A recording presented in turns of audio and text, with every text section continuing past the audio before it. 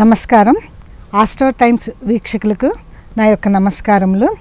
ఇప్పుడు మన స్టూడియోకి ప్రముఖ కేపీ ఆస్ట్రాలజిస్ట్ సిఎస్ రావు గారు వచ్చారు. ఆయనతో మనం మాట్లాడదాం. నమస్కారం అండి గురువు గారు. మీరు సిఎస్ రావుగానే సుప్రసిద్ధులు. అసలు ఆ ఎస్ అంటే దానికి సాంబశివరావు గారు, చిట్టూరు సాంబశివరావు గారు. మీ అంటే మీరు కేపీ ఆస్ట్రాలజీలో చాలా బాగా చెబుతారు. అలాగే మీకు చాలామంది శిష్యులు కేపీ ఆస్ట్రాలజీలో ఉన్నారు. నాకు తెలిసినంత వరకును నేను కూడా ఒకప్పుడు మీ దగ్గరకి వచ్చాను నా పుస్తకానికి ముందు మాట రాయమని.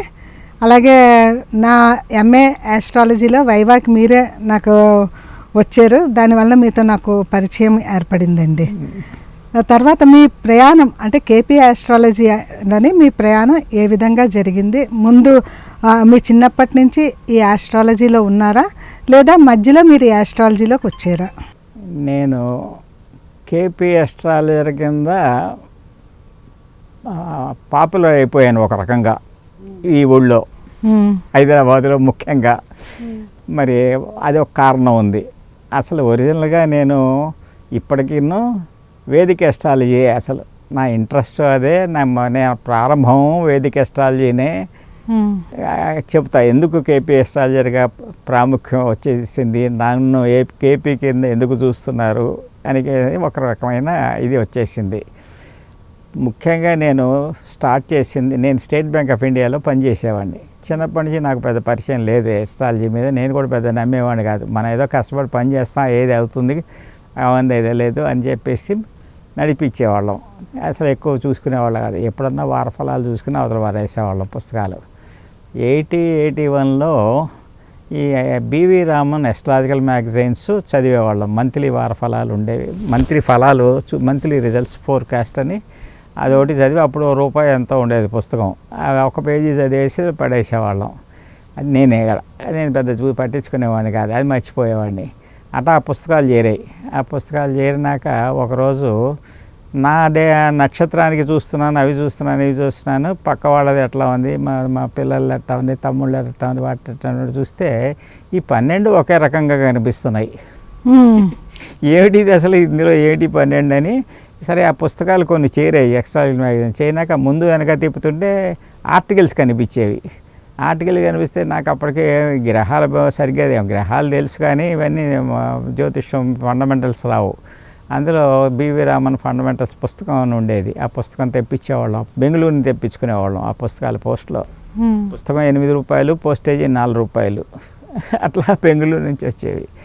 అవి చదువుకుంటే, ఆర్టికల్స్ చదువుతుంటే ఇందిరాగాంధీ గురించి ఆర్టికల్స్ బాగా వచ్చేవి, చాలా థ్రిల్లింగ్గా. ఇందిరాగాంధీ యాక్షన్స్ ఎవరికి అంతుపట్టేవి కాదు. ఏ అస్ట్రాలజర్స్ ఫెయిల్ అయ్యేవాళ్ళు, చెప్పలేకపోయేవాళ్ళు ఏం చేస్తుంది, ఎలా డెసిషన్ తీసుకుంటుంది అనేదానికి. ఆవిడ ప్రత్యేకమైన ఆవిడ చార్టే గొప్ప చార్టు.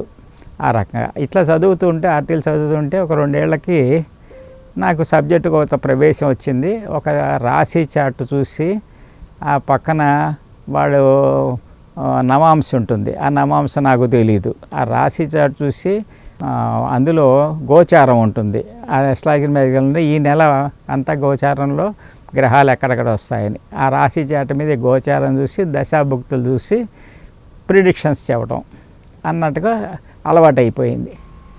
అలవాటైపోయి మా దగ్గర వీళ్ళు చూసి అప్పుడు ఉత్సాహం కొద్దీ జాతకాలు తీసుకునేవాళ్ళం. జాతకాలు ఇప్పుడు కంప్యూటర్ జాతకాలు లేవు. అప్పుడు ఎవరో ఇళ్లలో చిన్నప్పుడు రాసిన జాతకాలు తప్ప ఏం లేవు. జాతకాలు తెచ్చేవాళ్ళు.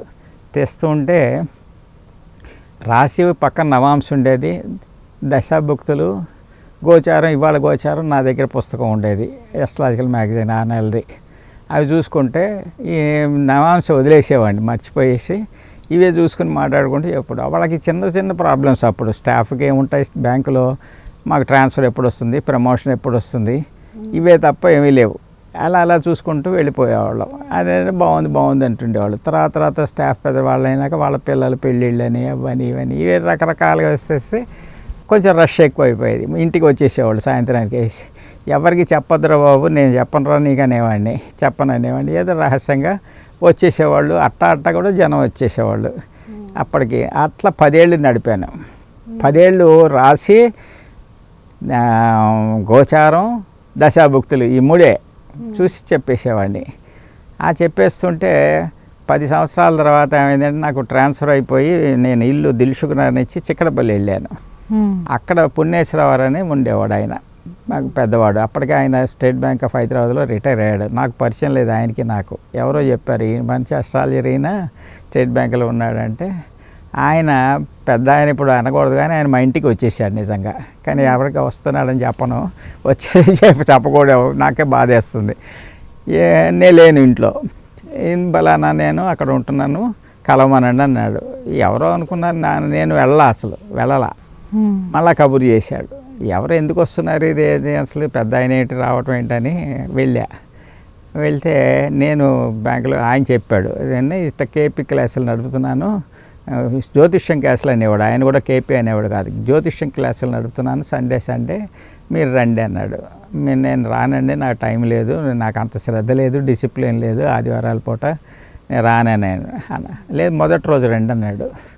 మొదటి రోజు రండి స్టార్టింగ్ రోజు అన్నాడు. ఏదో మెంబర్షిప్ అన్నాడు, ఏదో మెంబర్షిప్ తీసుకున్నా, ఏం ఛార్జీలు తీసుకునేవాడు కాదు ఆయన ట్యూషన్కి, ఎవ్రీ సండే చెప్పేవాడు.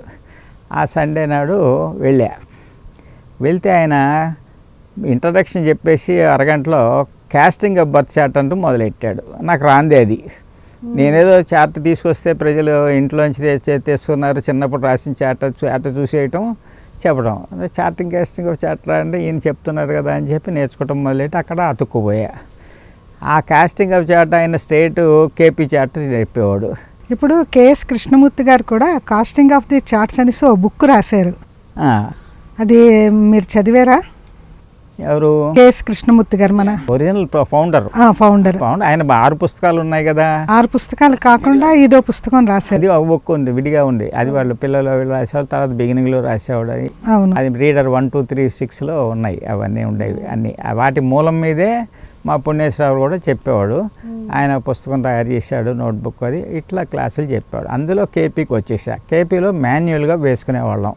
క్యాపీ అప్పుడు కంప్యూటర్స్ లేవు, మాన్యువల్గా క్యాపీ చార్ట్ వేయటం అంటే చాలా కష్టం, గంట పడుతుంది అనమాట. గంట చేసి వెరిఫై చేయడానికి గంట. నేను ఫాస్ట్గా చేసేవాడిని అప్పటికే. అయితే ఆ లెక్కగా అప్పటి నుంచి పుణ్యేశ్వర శిష్యుడి కింద కేపీ కింద ప్రాముఖ్యం పడిపోయింది నాకు. నేను కేపీ ఒరిజినల్ ఎస్ట్రాలజర్ అని తెలియదు. ఆయన ఏదన్నా సమస్య చెప్పి ప్రాబ్లం కేసు చెబితే నేను ఆన్సర్ చెప్పేసేవాడు వెంటనే. నువ్వు కేపీలో చెప్పాడేవాడు ఆయన. కేపీ అంటే నాకు ఆలోచనలో పడేవాడిని, ఒరిజినల్గా అయితే చెప్పేస్తా. కానీ ఊళ్ళో ఏంటంటే అప్పటికిప్పుడు కేసీ స్టార్ట్ అయింది కనుక కేపీ కింద పాపులర్ అయిపోయాను నేను. ఆ తర్వాత అంటే అప్పట్లోని ఈ కృష్ణమూర్తి గారి యొక్క ప్రభావం, పుస్తకాల ప్రభావం ఎక్కువగా ఉండేది. బాగా ఉంది. అప్పటికి పుణ్యేశ్వరరావు అప్పటికి 40 సంవత్సరాలు ఒరిజినల్ చదివాడు ఆయన. వేదిక ఎస్ట్రాలజీ చదివిన ఆయన కన్వర్ట్ అయిపోయాడు కేపీ కింద. ఆయనకి నచ్చింది అది, ఆయనకి ఈజీగా ఉంటుంది. ఇక్కడ కేపీలో సిద్ధాంతంలో ఏమిటంటే, it is easy to dive in to the subject. Astrology నేర్చుకోవాలంటే కేపీతో మొదలెట్టాలి. మీరు దూకొచ్చు, సముద్రంలో దూకి ఈత కొట్టాలి అంటే ముందు దూకటం తేలిక అనమాట కేపీలోంచి. ఇక్కడ కొంచెం కష్టం ఇందులోంచి వెళ్తే. అందుకని అంటే వేదికలో నుంచి కేపీకి వెళ్ళటం కష్టం అంటారు. వేదికలోంచి కేపీకి వెళ్ళిపోవచ్చు తేలికే. బిగినర్ కొత్తగా వచ్చి నాకు అస్ట్రాలజీ గ్రహాలు ఏంటి, బర్త్ చార్ట్ ఏంటి, బర్త్ చార్ట్ ఎలా ఇంటర్ప్రిట్ చేయాలంటే కేపీతో ఇంట్రొడక్షన్ తేలిక. కానీ కేపీలో రాణించాలంటే వేదిక్ బ్యాక్గ్రౌండ్ ఉండాలి.